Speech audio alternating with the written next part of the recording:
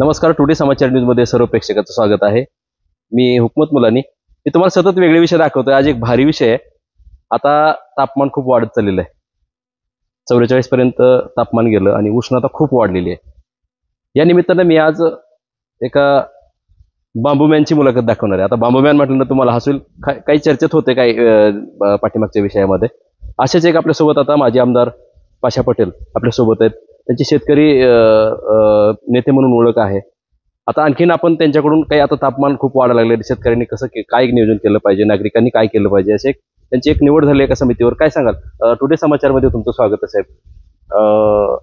तुमची आता निवड झालेली, नेमकं ते कोणत्या ह्याच्यावर निवड झाली बघा? आता आचारसंहिता लागायच्या आधी 2 दिवसापूर्वी महाराष्ट्राचे मुख्यमंत्री एकनाथ शिंदे साहेबांनी एक समिती 1 महिन्यापूर्वी गठीत केली होती. ती म्हणजे chief minister environment and sustainable task force. या समितीमध्ये मुख्यमंत्री स्वतः एकनाथ शिंदे साहेब अध्यक्ष आहेत. उपमुख्यमंत्री देवेंद्र फडणवीस साहेब आणि अजित पवार साहेब हे दोघं सह अध्यक्ष आहेत. आणि 9 कॅबिनेट मंत्री त्याचे सदस्य आहेत आणि त्याच्यात मी एक सदस्य आहे. अच्छा. अशा पद्धतीची ही सगळ्या पर्यावरणावर अभ्यास करण्यासाठी समिती गठीत झाली. आणि माझ्या माहितीप्रमाणे कदाचित जगामध्ये महाराष्ट्र हा एकमेव असं राज्य असेल की एका राज्याने अशा पद्धतीची समिती स्थापन केलेली आहे. अच्छा. त्याच्यानंतर ही समिती स्थापन झाल्यानंतर असं लक्षात आलं की मुख्यमंत्री आणि उपमुख्यमंत्री यांना तर राज्यातले सगळेच कामं करायचे असतात आणि मग विशेष याच्यावर काम झालं पाहिजे. आणि मग त्यांनी असं ठरवलं की कार्यकारी समिती तयार करायची. आणि मग त्यांनी मी ते म्हणल्याप्रमाणे 2 दिवस आधी आचारसंहिता लागायच्या आधी राज्य सरकारने म्हणजे माननीय मुख्यमंत्री एकनाथ शिंदे साहेबांनी कार्यकारी समिती स्थापन केली. आणि त्या कार्यकारी समितीमध्ये चीफ एक्झिक्युटिव्ह चेअरमन म्हणून एक पद निर्माण केलं. आणि त्या मी महाराष्ट्राचा आता chief minister environment and sustainable task फोर्सचं चीफ एक्झिक्युटिव्ह चेअरमन मी आहे. अच्छा. आणि माझ्या बरोबर 2 अपर मुख्य सचिव माझे सह अध्यक्ष आहेत आणि महाराष्ट्रातले जवळपास 14 खात्याचे सचिव आमचे सदस्य आहेत. अच्छा. आणि हे तर आहेच. आणि दुसरं म्हणजे मी राज्य कृषी मूल्य आयोगाचा अध्यक्ष आहे. त्याचबरोबर मी बांबू बोर्ड महाराष्ट्रामध्ये आहे. मी त्याचं गव्हर्निंग काउन्सिलचा सदस्य आहे. आणि महाराष्ट्रामध्ये रोजगार हमी योजनेच्या माध्यमातून शेतकऱ्यांनी बांबू लागवड करण्यासाठी एक समिती स्थापन केली, त्याच्यामध्ये सुधारणा करण्यासाठी. त्या समितीवर पण आहे. हे तर राज्यात तर आहे, परंतु केंद्रामध्ये सुद्धा रोजगार हमी योजना ही केंद्राची आहे. तर केंद्रामध्ये रोजगार हमी योजनेच्या माध्यमातून ही लागवड वाढवण्यासाठी बांबूची रोजगार हमी योजनेच्या माध्यमातून काय करता येईल, प्लांटेशन कसं वाढेल, त्यासाठी एक कमिटी आहे. त्या कमिटीत पण मी आहे, रोजगार हमी योजनेच्या केंद्र सरकारच्या. त्याच्यानंतर भारत सरकारच्या कृषी मंत्रालयाच्या वतीने एक कमिटी आहे की बांबूचं प्रमोशन कसं करावं, म्हणजे वाढावं कसं, त्याही कमिटीवर मी आहे. त्याचबरोबर भारत सरकारचं आयात निर्यातीचं धोरण आहे. बोर्ड ऑफ ट्रेड नावाची एक समिती आहे. केंद्रीय वाणिज्य मंत्री पियुष गोयल साहेब त्याचे अध्यक्ष आहेत. त्या कमिटीवर बी मी गव्हर्निंग काउन्सिलवर आहे. त्याच्यानंतर प्राईम मिनिस्टर MSP एक कमिटी आहे. त्या कमिटीवर सुद्धा मी, त्या कमिटीवर पण मी आहे. त्याचबरोबर नारायण राणे साहेबाचं जे MSME मंत्रालय आहे त्याचे गव्हर्निंग काउन्सिलवर मी आहे. आणि त्याचबरोबर BIS bureau of Indian standard, म्हणजे सगळे स्टँडर्ड. आता तुमची कॅमेरा चार्ज करायचे, त्याला जी पिन लागते ती पिन जगात कुठेही जावं तीच पिन चलते. त्याचे जे स्टँडर्ड असतात ते स्टँडर्ड ठरवणे एक समिती आहे. त्याच्यामुळे ट्रिपल PhD माणूसच जातो आतापर्यंतचा इतिहास असा आहे. आणि 17 लोक त्याच्यामध्ये असतात. आणि मग या समितीच्या गव्हर्निंग काउन्सिलवर पण मी आहे. म्हणजे असं खूप ठिकाणी. आता तापमान खूप वाढायला लागले, काय वाटतं बरं त्याबद्दल? काय नियोजन कसं तुम्ही समितीवर तर आहे, पर्यावरण म्हणून कसं बघता येईल? आणि हा विषय फार महत्वाचा आहे. ह्याच्या संदर्भात, पर्यावरण वाढायच्या संदर्भामध्ये आपण जर थोडं त्याच्या पाठीशी जाऊन जर आपण अभ्यास केला तर त्याला त्याच्यातलं महत्व कळेल. हे आज नाही झालं. हे 1988 ला 198 देशात 198 देश एकत्र येऊन 1100 शास्त्रज्ञ सोबत घेऊन एक समिती गठीत केलेली आहे. त्या समितीचं नाव आहे IPCC. IPCC म्हणजे inter governmental panel on climate change. पर्यावरणामध्ये जे बदल होऊ लागलेले आहेत ह्या बदलाच्या संदर्भामध्ये 88 पासून जग सगळं अलर्ट झालेलं आहे आणि या सगळ्या जगाला चिंता लागलेली आहे आणि त्या चिंतेतून ही समिती स्थापन झाली आणि पॅरिसमध्ये 2015ला पॅरिसमध्ये जगभरातले सगळे शास्त्रज्ञ, सगळे राष्ट्रपती, सगळे पंतप्रधान, सगळे पत्रकार एकत्र जमले आणि मग याचा उहापोह त्या ठिकाणी केला गेला आणि मग तिथून ही सगळ्यात मोठी सुरुवात झालेली आहे. तर त्या IPCCच्या रिपोर्टमध्ये जे आपल्याला माहिती आलेली आहे त्या रिपोर्ट प्रमाणे जर आपण बघितलं तर मी तुम्हाला 2 गोष्टी सांगणार आहे. एक म्हणजे 2030 नंतर आपल्या लहानपणी म्हणजे माझ्या लहानपणी 100 दिवस पाऊस पडायचा. आता 100 दिवसाचा पाऊस हे फक्त 52 तासात पडणार आहे. नंबर 1. नंबर 2, आमच्या काळामध्ये लहानपणी पाऊस हे नक्षत्रावर पडायचा आणि नक्षत्र चे सगळ्या स्लोगन गावामध्ये तयार केले होते आमच्या बुजुर्गांनी आणि नक्षत्राचं नाव घेतलं तर आभाळातून पडणाऱ्या पावसाच्या धाराची जाडी आणि यायचा काळ कळायचा. आणि नक्षत्र कसे म्हणजे कसे स्लोगन होत्या, पडला उतरा भात खेना कुत्रा, पडला मगा ढगाकड बघा, पडला हस्त शेतकरी झाला मस्त, पडल्या स्वाईसाती पिकतील माणिक मोती, पडल्या चित्ती पडतील भीती, आला पोळा पाऊस झाला भोळा. असं नक्षत्र होते आणि एकूण 9 नक्षत्र पावसाचे होते आणि एकूण नक्षत्र 27 होते. आता गंमत कशी झाली, तेव्हा बरोबर 7 जूनला पाऊस पडायचा. 7 जूनला पाऊस पडणार म्हणजे पडणार आणि शेतकरी आपल्या तिफणीच्या ह्याच्यावर वाटेवर आपली मूठ ठेवणार आणि पेरणी करणार. आता पेरणी ही जून, जुलै, ऑगस्ट, सप्टेंबर पर्यंत चालली आहे. बरोबर आहे. आणि गंमत अशी आहे की उन्हाळा, पावसाळा आणि हिवाळा असे 3 ऋतू होते. आता चमत्कार असा झालाय 1 दिवसामध्ये 3 ऋतू आपल्याला बघायला मिळू लागले. काय कारण काय याचं नेमकं? हे सगळं सांगतो तुम्हाला, हे सगळं सांगतो तुम्हाला मी की हे असं जे आता जे हे सगळं होऊ लागलेलं आहे तर ह्या सगळ्या गोष्टी ना त्या IPCCच्या रिपोर्टमध्ये या सगळ्या गोष्टी सांगितलेल्या आहेत. आणि तुम्हाला आता मी म्हणजे जी गोष्ट सांगितली की 100 दिवस येणारा पाऊस 52 तासात येणार आहे.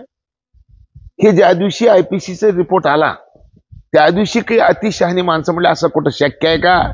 या IPCCचा रिपोर्ट खोटं बोलतंय, दिशाभूल करतंय, भीती दाखवतंय अशा पद्धतीचे आरोप केले. परंतु अजून 30 झालीच नाही. आता 23 संपलंय, 24 सुरू झालंय.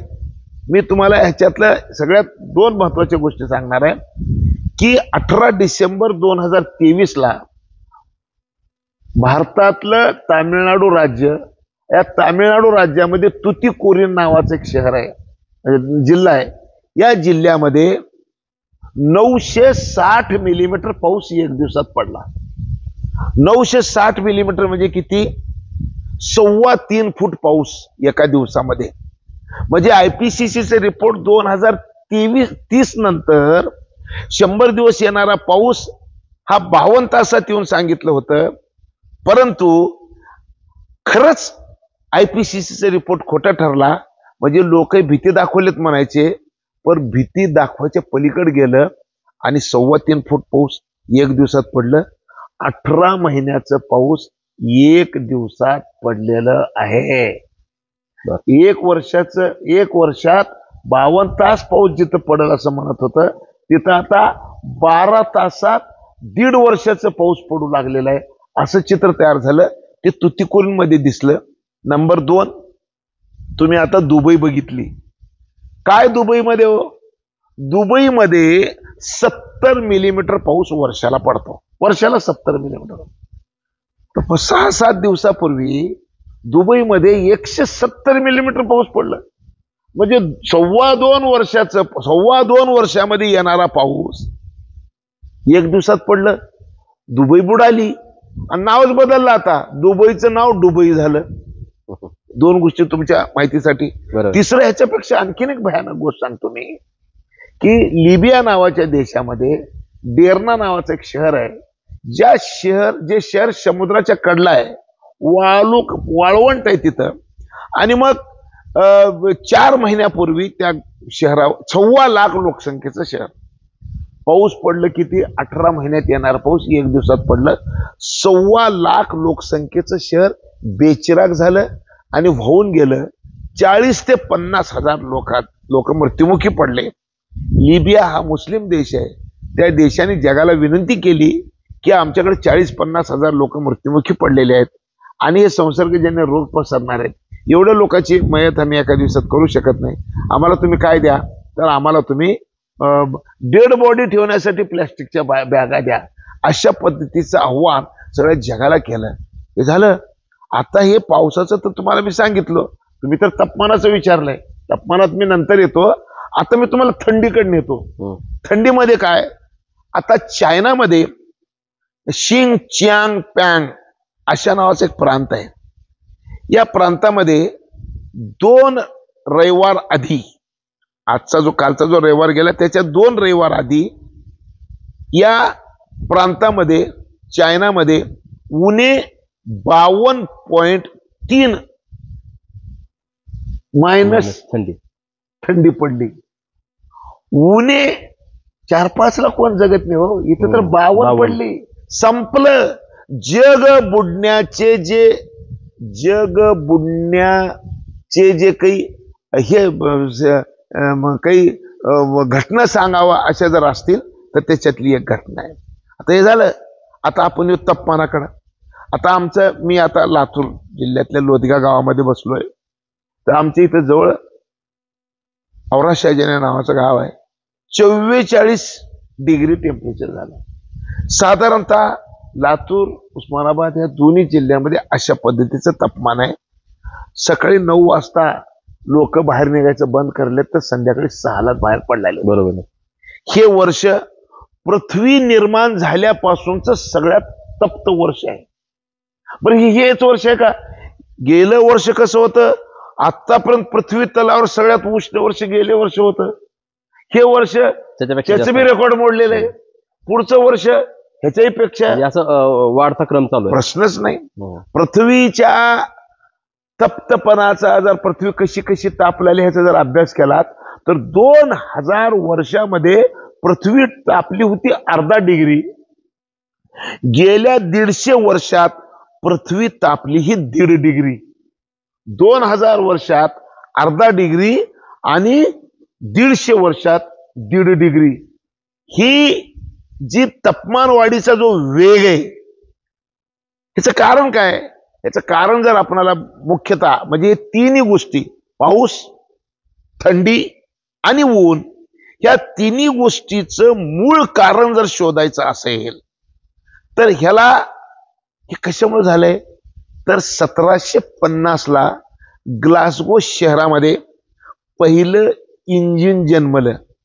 ज्या दिवशी पहिलं इंजिन जन्मलं त्या दिवशी पृथ्वीवर 280 ppm हवेत कार्बनचं प्रमाण होतं. इंजिन म्हणजे कोणतं, कशाचं इंजिन? इंजिन म्हणजे कुठलं इंजिन आहे? आता तुमचं डिझेल इंजिन घ्या, पेट्रोल इंजिन घ्या, तुमच्या कारचं इंजिन घ्या, विमानाचं इंजिन घ्या, कुठलं इंजिन, हे एकाच इंजिनचे वेगवेगळे लेकर आहेत, प्रकार. मूळ पहिलं इंजिन जेव्हा सुरू झाला की डिझेलवर असलं काही यंत्र सुरू होते ते ऊर्जा तयार करू शकते आणि हे आल्यामुळं मानव जातीचं जीवन सुकर होईल असं पृथ्वी तलावरच्या सगळ्या शहाण्याला वाटलं होतं. आणि मग 250 वर्षापूर्वी, आजपासून 250 वर्षापूर्वी हे इंजिन जन्मलं. ज्या दिवशी जन्मलं ते बी ग्लासगो शहरात जन्मलं. ज्या दिवशी जन्मलं त्या दिवशी 280 ppm कार्बन होतं हवेमध्ये.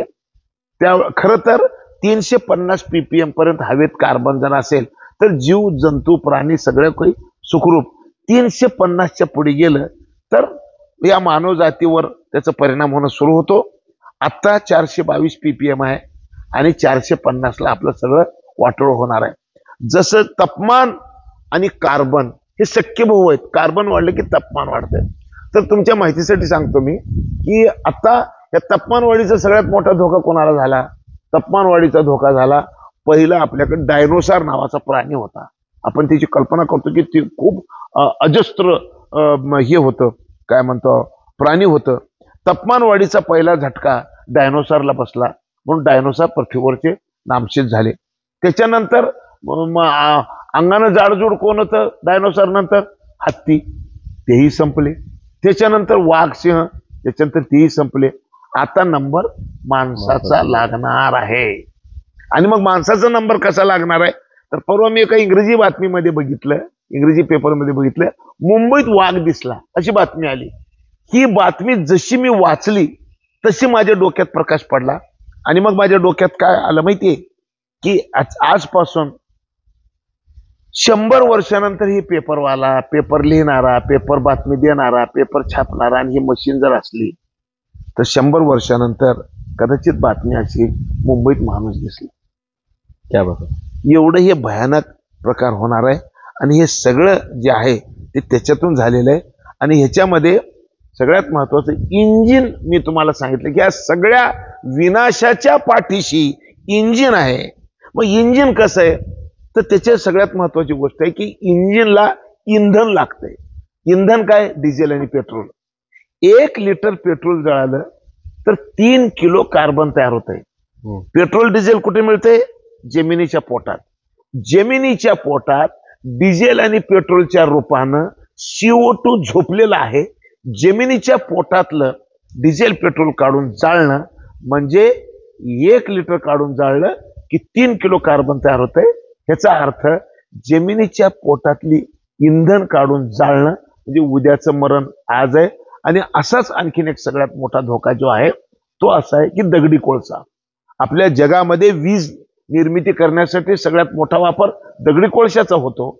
आणि मग पृथ्वी तलावरचं वातावरण बिघडवण्याचं काम डिझेल पेट्रोल पेक्षा सुद्धा दगडी कोळसा करतं. दगडी कोळशाबद्दल जर बोलायचं असेल तर जगभरातल्या शास्त्रज्ञांनी सांगितलं काय की कोळशावर आधारित औष्णिक वीज प्रकल्प जगभरामध्ये जे आहेत ते टप्प्याटप्प्यानं बंद केल्याशिवाय पृथ्वीवरची मानवजात वाचणार नाही. त्याचं कारण असं आहे की 1 किलो दगडी कोळसा काढून जाळला की 3 किलो कार्बन तयार होतं. आणि मग आता पृथ्वी तापण्याची कारण 2, म्हणजे पृथ्वी का तापली? पृथ्वी तापली त्याचं कारण की जमिनीच्या पोटातलं इंधन काढून आपण जाळलो, त्या इंधनामध्ये कार्बनचं प्रमाण जास्त होतं आणि हवेमध्ये कार्बन वाढलं आणि आता ह्या पातळीला आपण आडलो. ही एक प्रकार आहे. दुसरा आणखीन एक प्रकार आहे की आता आपण लातूर, उस्मानाबाद 2 जिल्ह्याचा अभ्यास केला तर लातूर जिल्ह्यामध्ये 0.5% जंगल आहे, उस्मानाबादमध्ये 1% जंगल आहे. म्हणजे जंगल 33% लागतं, 33% जंगल लागतं, जंगल 0.5% झालेलं आहे. आणि मग पृथ्वीवर पर्यावरणाचं समतोल राहण्यासाठी 100 एकर जर तुमचा जिल्हा 100 एकर जर वसला असेल तर 33% जंगल पाहिजे. तर इथं झालंय काय? 33 एकर मध्ये जंगल असायच्या ऐवजी 0.5 एकर मध्ये जंगल आलेलं आहे.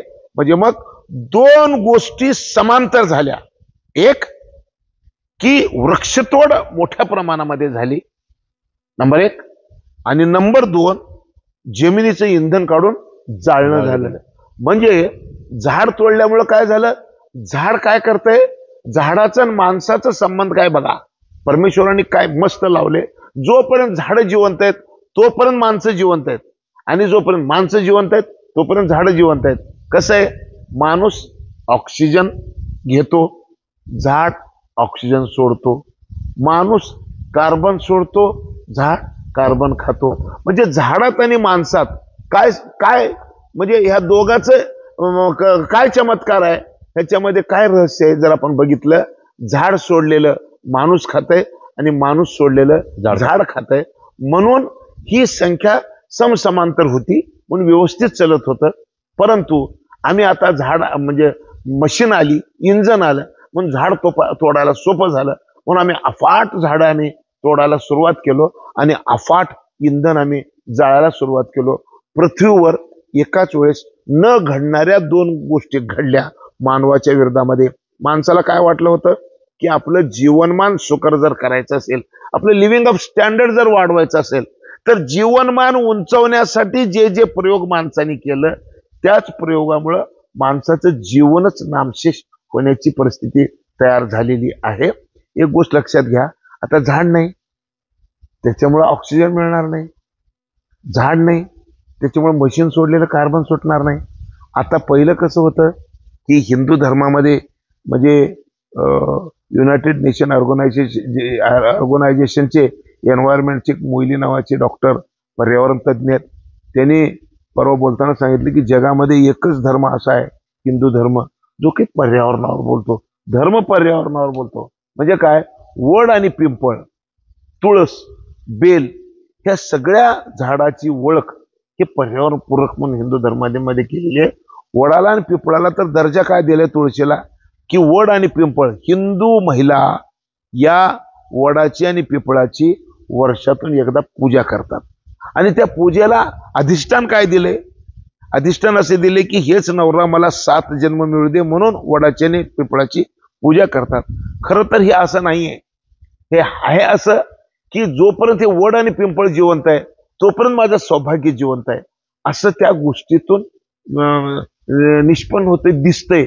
आणि म्हणून तुळस आता काय होती, मिनी ऑक्सिजन प्लांट होतं हिंदू धर्मामध्ये. मिनी ऑक्सिजन प्लांट किती धर्मसंस्थापकांनी किती पुढचा विचार करून त्यांनी सांगितलं होतं की बा तुझ्या घरात जेवढ्या महिला आहेत त्या महिलांचा ऑक्सिजनचा प्रश्न सोडवायचा असेल तर तू हे तुळस लाव. आता तुम्ही सहज जे घर तुळस जिथं आहे ते हिंदूचं घर आपण समजतो, पण तिथे दुर्दैव तयार झालेलं आहे. ते आता असं तयार झालेलं आहे की पहिलं तुळस मोठी असायची, आता सगळ्या हिंदू लोकांनी प्लॅस्टर ऑफ पॅरिसच्या कुंडीमध्ये तुळस लावायची सुरुवात केलेली आहे.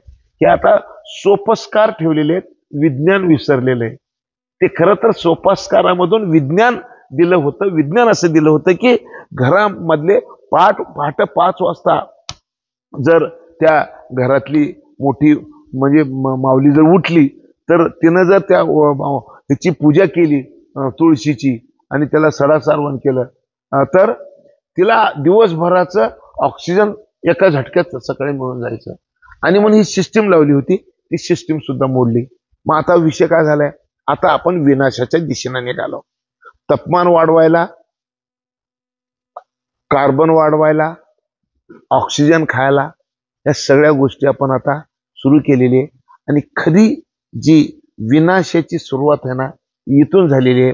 आता हे थांबवावं लागणार. त्याच्यासाठी काय केलं पाहिजे, मेन विषयाकडे वळूया आपण की आता हे तापमान जे वाढत चाललेलं आहे ते खाली आणण्यासाठी काय केलं. तापमान नाही, इतर गोष्टी, पाऊस वाढलेला. आता पाऊस कसं आहे माहिती पण वाढलाय, थंडी पण वाढली. मला एक गोष्ट सांगतो की 1 डिग्री तापमान वाढलं तर तिप्पट पाऊस वाढतो. ह्या सर्व ऋतूमध्ये जो खेळ व्हायला लागलाय, हा खेळ कसा थांबवायचा. हे जर खेळ जर सगळं थांबवायचं असेल, तापमान वाढ थांबवायची असेल, बर्फ पडायचं. आता काश्मीरमध्ये या काळामध्ये कधीच बर्फ पडत नव्हता, काश्मीरमध्ये आता बर्फ पडायला सुरुवात झाली. काश्मीरमध्ये कधी पंखे विकत नव्हते, आता एअर कंडिशनर विकायला सुरुवात झालेली आहे. म्हणजे सगळं जग बुडायचं सगळं काय सगळं झालेलं आहे. तर आता ह्याला जर थांबवायचं असेल तर 2च गोष्टी कराव्या लागणार आहेत. एक गोष्ट म्हणजे जी चूक सुरू केली ती आपण ती आता बदलावी लागेल. म्हणजे काय करावं लागेल, एक तर झाड तोडला तो आता झाडं वाढवावं लागेल, आणि डिझेल पेट्रोल कोळसा जाळत होतो ते बंद करावं लागेल. त्याच्यासाठी काय गाड्या कशा चालणार, हा ना, मग ते सगळं सांगतो तुम्हाला. म्हणजे आता 2 गोष्टी लक्षात घ्या, ज्या 2 गोष्टीमुळे पृथ्वीवर विनाश आलेला आहे, आता त्या 2 गोष्टी कंट्रोल कराव्या लागणार आहे. एक तर तुम्हाला झाड लावावं लागणार आहे, आणि दुसरं या डिझेल आणि पेट्रोल आणि कोळसा जाळीवर तुम्हाला निर्बंध आणावे लागतील. आता या 2 गोष्टी जर करायच्या असतील तर कसे करायच्या त्याची मी तुम्हाला महत्वाची गोष्ट सांगतो.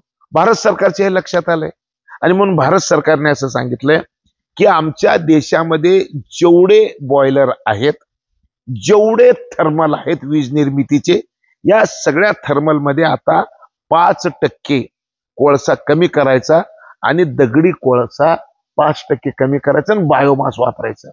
आता बायोमास म्हणजे काय, बायोमास म्हणजे शेतीतलं शिल्लक राहिलेलं, मानव जातीला लागून जे शिल्लक राहते. आता ज्वारी पेरली तर ज्वारी काढली तर त्याचे कणस, धाट, दसकट शिल्लक राहते, बायोमास.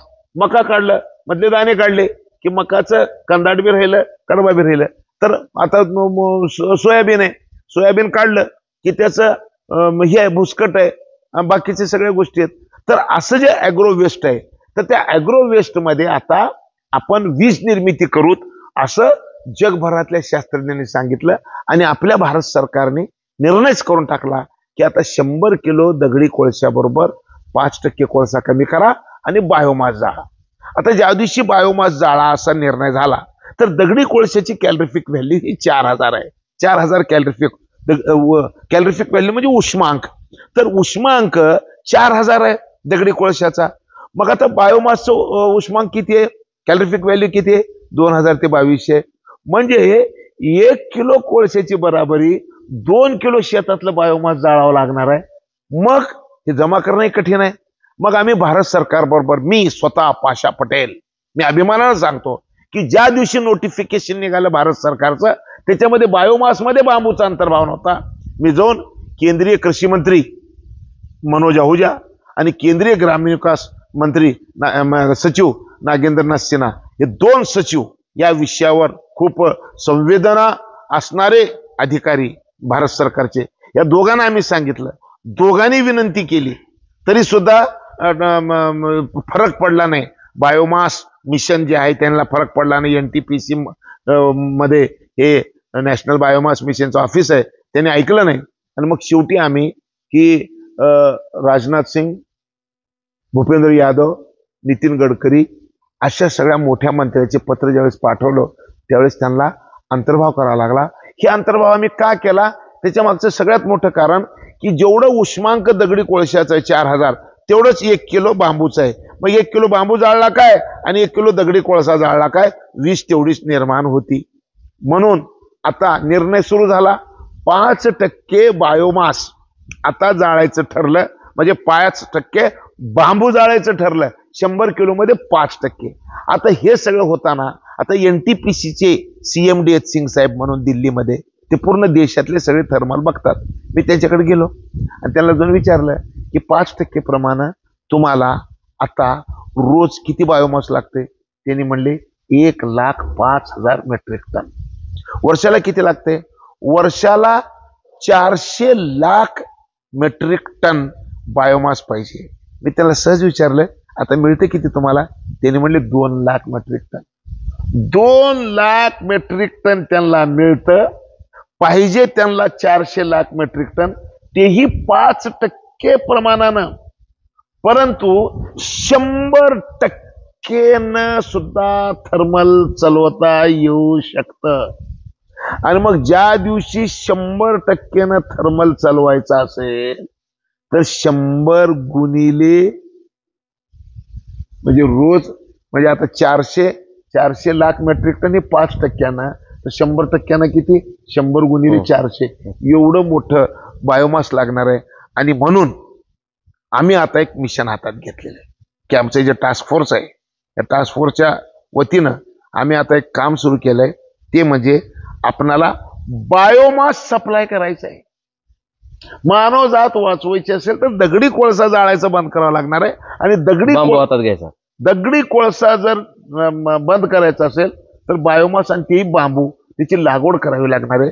आणि म्हणून आम्ही भारतातलं एकमेव राज्य आहे महाराष्ट्र ज्यांनी रोजगार हमी योजना ही केंद्राची आहे. केंद्राची योजना असताना सुद्धा त्या योजनेमध्ये बदल करून महाराष्ट्र हे एकमेव राज्य आहे जे की महाराष्ट्राच्या मुख्यमंत्र्याचं योगदान आहे, एकनाथ शिंदे साहेबांचं. त्यांनी आम्हाला जे मदत केली, हिम्मत दिली, समिती स्थापन केली, आम्हाला काम करायची संधी दिली. आणि आम्ही आता निर्णय केलाय 1 हेक्टर बांबू लावणाऱ्या शेतकऱ्याला आम्ही 7 लाख रुपये अनुदान देतो. क्या बात आहे. हा, 1 हेक्टर बांबू लागवड करणारा जो शेतकरी असेल गावात तर त्याला आम्ही 7 लाख रुपये अनुदान देतो. अटी नियम वगैरे काय, सगळे अटी नियम काय आहेत तर त्याला 2 हेक्टर जमीन असली पाहिजे. 2 हेक्टर जमीन असली तर 2 जास्त जमीन असं शेतकरी नाही चालत. त्याच्यासाठी योजना अजून वेगळ्या आहेत ना. म्हणजे बांबू लावायचा असेल तर 2 हेक्टर जमीन असली पाहिजे. 2 हेक्टर अल्पभूधारक शेतकरी असला पाहिजे. आणि अल्पभूधारक शेतकरी जर असेल तर त्याला 14 लाख रुपये आपण त्याला देऊ शकतो. कसे अनुदान कसं मिळणार तुम्हाला? अनुदान हे मिळणार आहे 3 वर्षात. एकदा लागवड केली तुम्ही की 3 वर्ष एक घरातलं जोडपं नवरा बायको त्याला एकदा लागवड केल्यानंतर लागवडीचे पैसे आम्ही रोपाचे कुठून पैसे अनुदान येणार कोणत्या केंद्राकडून? रोजगार हमी योजना केंद्राकडून. अच्छा. आम्ही त्याला खड्डे खंदायचे पैसे देणार, रोपाचे पैसे देणार, पाणी द्यायचे पैसे देणार, राखाचे पैसे देणार.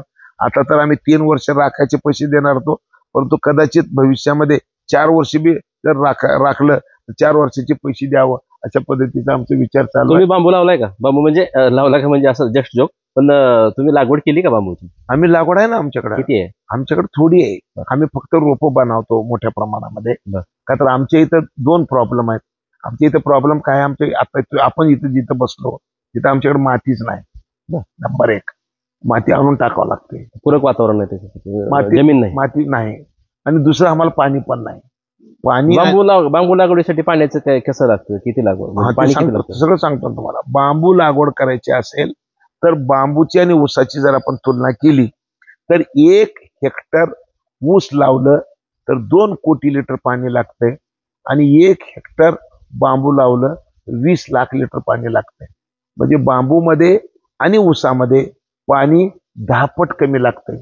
उत्पादन मात्र 1 टन ऊस गाळलं तर 80 लिटर इथेनॉल निघतंय आणि 1 टन बांबू गाळलं तर 200 लिटर इथेनॉल निघतंय. प्रयत्न केलं त्याची किंमत 400 पण ऊसात पण किमती किती तफावत आहे दोन्ही? किंमतीचं म्हणजे आता तुमच्या एक गोष्ट लक्षात घ्या की 65 रुपये लिटर इथेनॉल आहे. 1 टन ऊसामध्ये 65 गुणिले 80 आणि 65 गुणिले 200 एवढं मोठा फरक आहे. त्याच्यामुळे ऊसाला कधी परवडत नाही. म्हणजे ऊसाला ऐकत नाही, ऊसाचे फार पडे. आणि ऊसाचं उत्पादन एकरी 40 टन आहे. बांबूचं बी उत्पादन एकरी 40 टनच आहे. त्याच्यामुळं त्याच्यात फार काही फरक पडणे नाही. आणि मग आता पुढचं ऐका जरा. पुढचं असं आता ऐका की आम्ही आता ही 7 लाखाची मोहीम सुरू केलेली आहे. आता हे लावणार कुठं? हे तुम्ही नदीच्या कडला लावा, नाल्याच्या कडला लावा, वड्याच्या कडला लावा, सरवलात लावा, लवणाच्या कडला लावा, रस्त्याच्या कडला लावा, बंधाऱ्यावर लावा, का शेतात सलग लावा, तुम्हाला ही योजना मिळणार. नंबर 1. नंबर 2, हे झाल्यानंतर आता मग एकदा लागवड झाली, अनुदान 3 वर्ष मिळणार, एका दिवसात मिळणार नाही, 3 वर्षात मिळणार.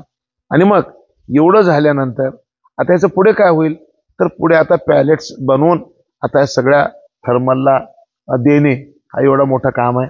त्याचसाठी आता भारत सरकारने एक मोठं पाऊल टाकलेलं आहे. भारत सरकारने काय पाऊल टाकलंय? रिझर्व्ह बँक ऑफ इंडियाने देशातल्या सगळ्या बँकांना सांगितलं होतं. काय सांगितलं होतं? रिझर्व्ह बँकेने सगळ्या बँकांना निर्देश दिलेले होते. ते असे निर्देश होते की वाहन कर्ज जर समजा कोण जर मागितला तर त्याला प्राधान्याने द्यावं, अशा पद्धतीची नियमावली रिझर्व्ह बँकेची होती. आता रिझर्व्ह बँकेने दुसऱ्या आणखीन एका गोष्टीचा अंतर्भाव केलेला आहे की जर समजा पॅलेट्स बनवायचं म्हणजे बांबूपासून असो का अजून ॲग्रो वेस्ट पासून असो, शेतीच्या उरलेल्या भागापासून जर कोणाला पॅलेट्स बनवून जर थर्मलला विकायचे असतील, बॉयलरला विकायचे असतील, तर असे जर पॅलेट्स बनवण्यासाठी जर कोण अर्ज केला तर प्राधान्याने त्याला कर्ज द्यायचा निर्णय रिझर्व्ह बँकेने घेतलेला आहे. आणि आता आमचे महाराष्ट्र आता ही निवडणुका चालू आहेत. निवडणुका जर संपल्या तर आम्ही एक काम करणार आहे की पॅलेट्स बनवणारे जे उद्योजक येतील समोर त्यांना आम्ही अनुदान सुद्धा द्यायचा विचार करणार आहे. अच्छा. तर हे मोठं काम होईल. आणि मग दगडी कोळसा जाळायच्या ऐवजी बायोमासवर सगळी वीज निर्मिती तयार होईल, सगळी वीज तयार होईल, ऊर्जा तयार होईल, असा आम्ही एक प्रयोग करलो. दुसरी तुम्हाला आणखीन एक गोष्ट सांगतो. ती दुसरी गोष्ट म्हणजे अशी आहे की आता ह्याच्यानंतर 42% कार्बन हे रस्त्यावर चालणारे वाहन तयार करतात. आणि मग आता जर आता तर रस्ते मस्त गुळगुळीत ठेवलेले आणि वाहनं वाढतील आता. तर मग आता याच्यावर कंट्रोल करणं फार महत्वाचं आहे. आणि हे कंट्रोल करण्यासाठी पुन्हा भारत सरकारने एक पुढाकार घेतला. नेदरलँड, फिनलँड आणि भारत सरकार या 3 देशांनी एकत्र येऊन आसाममध्ये नुमालीगड नावाच्या गावामध्ये 4,500 कोटी रुपये खर्चून बांबूपासून इथेनॉल निर्माण करण्याचं पहिलं रिफायनरी जगातली भारतामध्ये सुरू होऊ लागलेली आहे. त्याच्यामध्ये 5 लाख टन बांबूपासून 6 कोटी लिटर इथेनॉल वर दररोज 2 लाख लिटर इथेनॉल बनवायचं काम हे ही रिफायनरी करणार आहेत. हे ज्या दिवशी सुरू होईल त्या दिवशी वीज असो का वाहनं असो हे सगळे बांबूवर चालतील. आणि मग आता इथेनॉल कशातून तयार होते? इथेनॉल ऊसातून तयार होते आणि तांदळापासून तयार होते, अन्नापासून तयार होते, मक्यापासून तयार होते. ऊस कुठं तयार होते? काश्मीरमध्ये होत नाही, हिमाचलमध्ये होत नाही, राजस्थानमध्ये होत नाही, उत्तराखंडमध्ये होत नाही. मग बांबू हे काश्मीर पासून कन्याकुमारीपर्यंत कुठे लावा होते. त्याच्यामुळे सगळ्या देशामध्ये याची इंडस्ट्री उभी होऊ शकते. म्हणजे तुम्ही वीज निर्माण करा का तुम्ही वाहन चालवा, काही पण चालवा हे होते. दुसरी आणखीन एक सगळ्यात महत्वाची गोष्ट मी तुम्हाला सांगणार आहे की 70,000 कोटी रुपयाचं लाकूड आपण आता जगातून आयात करू लागलो.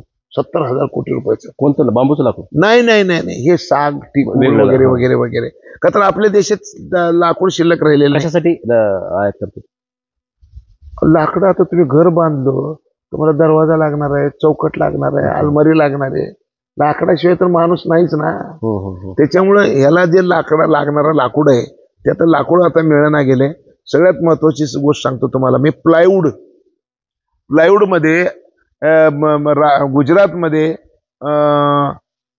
भूजच्या जवळ एक हे आहे, बंदर आहे. त्या बंदरामध्ये जहाज तोडायला येतात. तर तिथं जे काही ते जहाजाबरोबर जे काही मशिनरी येते पॅकिंग करून, तर ती पॅकिंगचे आतापर्यंत तिथं प्लायवूडचे त्या गावामध्ये, एका गावामध्ये, त्या गावाचं नाव मी विसरलो, त्या गावामध्ये 20 प्लायवूडची इंडस्ट्री होत्या. लाकूड मिळण्या गेले, म्हणजे त्याला लाकूड मिळण्या गेले, झाडही मिळण्या गेले आणि म्हणून 10 परमनंट बंद झाल्या त्या फॅक्टऱ्या. आता 10 चालू आहेत. ती बी पार्ट टाइम चालू आहेत. आणि ती बी कशावर चालू आहेत?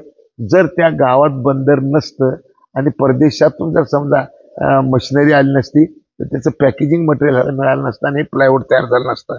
असा हा सगळा प्रकार आहे. त्याच्यामुळे आता हे सुद्धा बंद करावं लागणार आहे. आता मी तुम्हाला फक्त एक महत्वाची गोष्ट सांगणार आहे की बांबूपासून काय काय तयार होते. आता हे कपडे बांबूपासून तयार होतात, फ्लोरिंग बांबूपासून तयार होते, आता ही बसलेली खुर्ची बांबूपासून तयार होते, हेलिकॉप्टर बांबूपासून तयार होते, हेलिकॉप्टरचं तेल बी बांबूपासून तयार होते, माणसाला लागणार तांदूळ बांबूपासून, मुरब्बा बांबूपासून, लोणचं बांबूपासून, भाजी बांबूपासून, म्हणजे खायच्या सगळ्या वस्तू बांबूपासून. आणि शिजवायचं भांड बी बांबूपासून, चमचे बी बांबूपासून, कपडे बी बांबूपासून, वाहनाला तेल बी बांबूपासून आणि लाईटला कोळसा बी बांबूपासून, आपल्या घराला फरशी बी बांबूपासून, छत बी बांबूपासून, 50 मजली इमारत बांबूपासून तयार करता येऊ शकते. एवढा मोठा चमत्कार बांबूमध्ये दडलेला एक कल्पवृक्ष आहे. आणि जवळपास आता माझ्या माहितीप्रमाणे 1800 वस्तू बांबूपासून तयार होऊ शकतात. असा चमत्कार हा बांबूचा आहे. तुम्ही जी खुर्ची बसला, मी पण बसलोय बांबूच्याच खुर्चीवर बसलो. बांबूच्या खुर्ची. फर्निचर बनवली ती? ही इथं बनवली माझ्या इथं. काय काय बनवलंय आपल्या? आम्ही इथं खुर्च्या बनवतो, टेबल बनवतो आणि काही लाईट वगैरे, लाईटला जे कव्हर असतात ना, दिव्याला, बल्बला, ते कव्हर वगैरे असं काही बनवतो. बांबू मॅन म्हणून तुमची चर्चा होते काय वाटतं त्याच्याबद्दल? नाही, विषय असा आहे की एक गोष्ट लक्षात ठेवा की हा एवढा महत्वाचा विषय तो दुर्लक्षित होता. मी त्याला हातात घेतलंय. खरं तर बांबूचा जन्म कोण केला? तर बांबूचा जन्म भारतामध्ये 2001 ला अटल बिहारी वाजपेयीचं सरकार आल्यानंतर खऱ्या अर्थानं सुरेश प्रभूंनी हा विषय लावून धरला. सुरेश प्रभूजीने कैलासवासी अटल बिहारी वाजपेयीजींच्या डोक्यामध्ये हा बांबू हा विषय केला. त्याच्यामुळे 2006 ला अटल बिहारी वाजपेयीने 2700 कोटी रुपये बांबूला दिले होते. पण मध्ये दळभद्री सरकार आलं आणि त्याच्यामुळे हे सगळं ह्याच्याकडे काही लक्ष दिलं गेलं नाही. आता सगळ्यात मोठं जे सुरू झालं ते तुम्हाला महत्वाची गोष्ट सांगतो. 1980 ला चायनाने, आज आम्ही जे महाराष्ट्रामध्ये देशामध्ये जे सुरू केलंय हे प्रयोग 1980 ला चायनाने सुरू केलं. आता चायनात आणि भारतातलं तुम्हाला मी चमत्कार सांगतो. जगामध्ये बांबू उत्पादक देश नंबर 1 चा भारत आहे. भारतामध्ये 10 मिलियन हेक्टर बांबू आहे. चायनामध्ये 5 मिलियन हेक्टर बांबू आहे. चायनामध्ये 5 मिलियन हेक्टर बांबू आहे आणि 3,20,000 कोटी रुपयाचं टर्नओव्हर आहे. आणि भारतामध्ये 10 मिलियन हेक्टर असून सुद्धा आम्ही 18-20 हजार कोटी रुपयाचं बांबूच्या वस्तू आयात करतो. एवढं आपलं दुर्दैव आहे.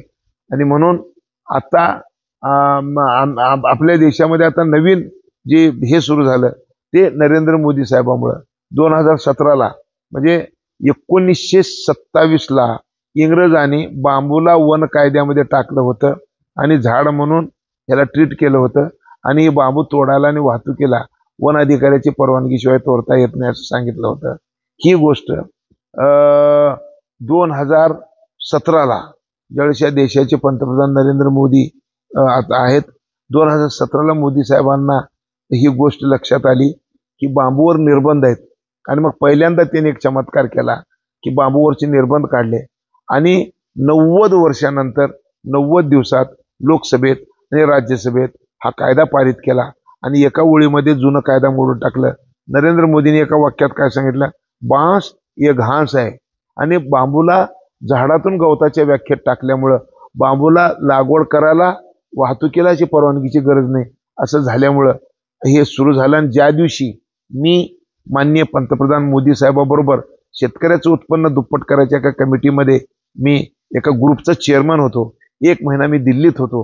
ते दिल्लीत राहण्यामुळं मला मोदी साहेबाचं ऐकायला मिळालं आणि मग त्यांनी बांबूवर ज्या गोष्टी बोलल्या ते माझ्या लक्षात आलं की देशाचं पंतप्रधान जर समजा ही गोष्ट एवढ्या मोठ्या प्रमाणामध्ये जर बोलत असेल तर नक्कीच ह्याच्यात तथ्य आहे. आणि मग मी गडकरी साहेबाबरोबर या सगळ्या विषयाची चर्चा केली आणि चर्चा केल्यानंतर माझ्या लक्षात असं आलं की हा एक कल्पवृक्ष आहे आणि ह्याला घेऊन पुढे गेलं पाहिजे. आणि मग 2017ला ज्यावेळेस मी हे विषय ऐकला 2017 ते 2024 मी दुसरं काहीच करत नाही. मी फक्त ह्या एका विषयावर म्हणजे पर्यावरणाच्या बाबतीत बांबू कसा आहे तुमच्या माहितीसाठी सांगतो. जगामध्ये जेवढे झाड आहेत त्या सगळ्या झाडापेक्षा अधिक 30% कार्बन बांबू खात आहे. आणि मग माणसाला धोका कशाचा आहे, माणसाला धोका कार्बनचा आहे. आणि मग बांबू किती कार्बन खाते, जगातल्या सगळ्या झाडापेक्षा 35%. आणि ऑक्सिजन किती देते, ते ऑक्सिजन किती देते हे जर बघितलं तर एका माणसाला वर्षाला 280 किलो ऑक्सिजन लागतं. बांबूचं एक झाड वर्षाला 320 किलो ऑक्सिजन देतं. म्हणजे ऑक्सिजन बी देतं, कार्बन बी खातं, तापमान बी कमी करतं.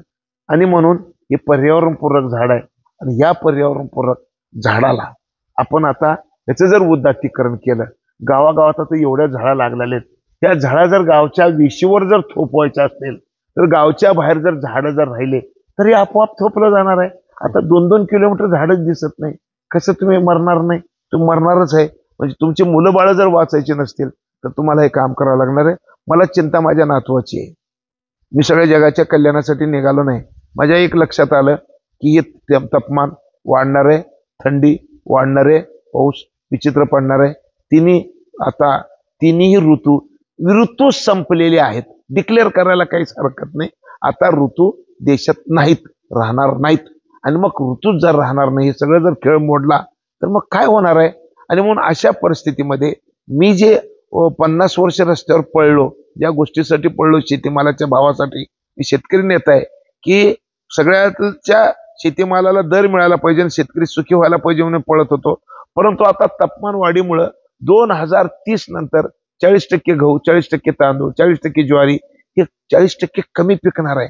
जनावर दूध 40% कमी देणार आहेत. समुद्रात मासे 40% कमी पिकणार आहेत. म्हणजे मग माणसं चे तोंड वाढलेले आहेत आणि धान्यच मिळणार नाही.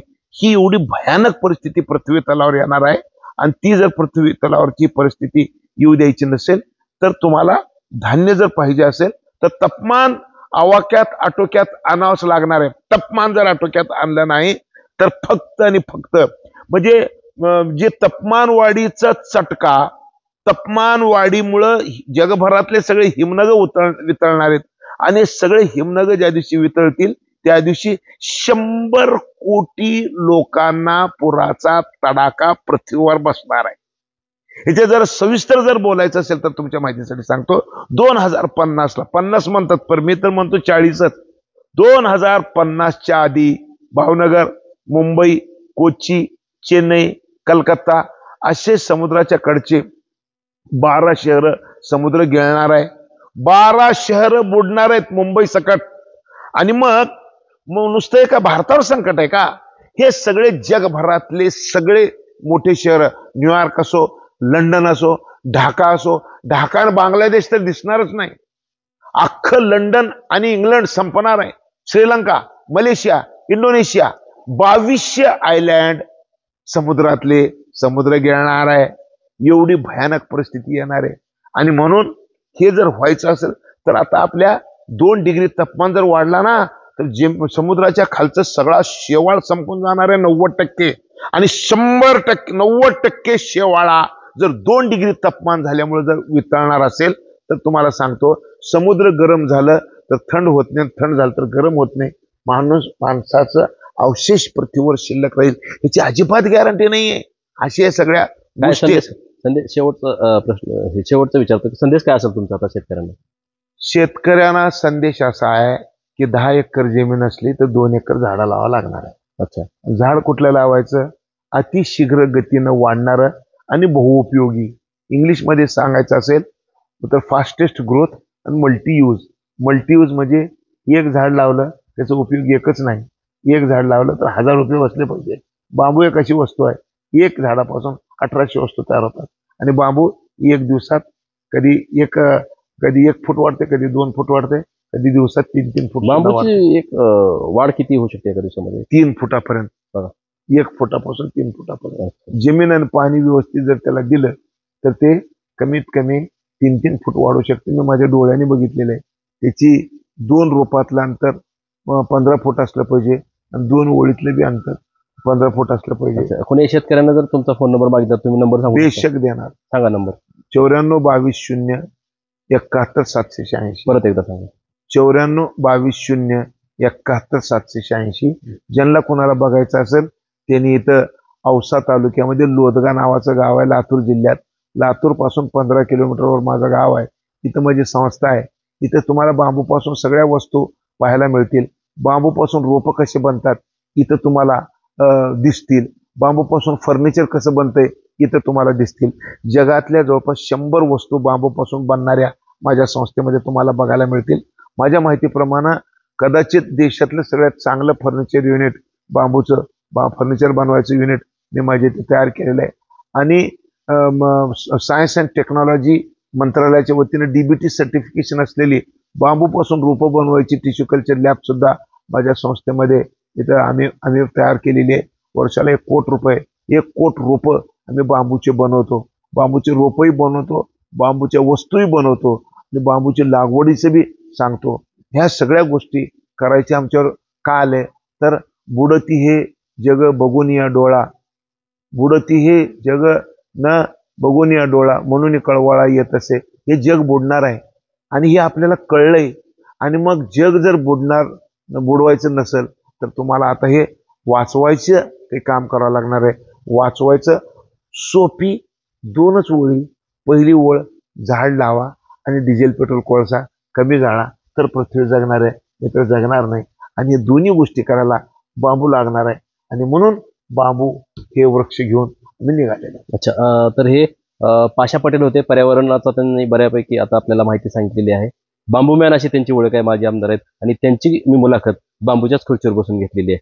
मी आता लातूर जिल्ह्यातील औसा तालुक्यातील लोदगा या गावामध्ये त्यांची संस्था आहे इथं, आणि त्या संस्थेवर बसूनच त्यांची दिलखुलास मुलाखत घेतलेली आहे. वेगवेगळ्या विषयावर त्यांनी आता जे वाढतं तापमान आहे हे तापमान रोखायचं असेल तर कसं रोखायचं आणि बांबूचे फायदे काय याबद्दल त्यांनी सविस्तर आपल्याला मुलाखत दिलेली आहे.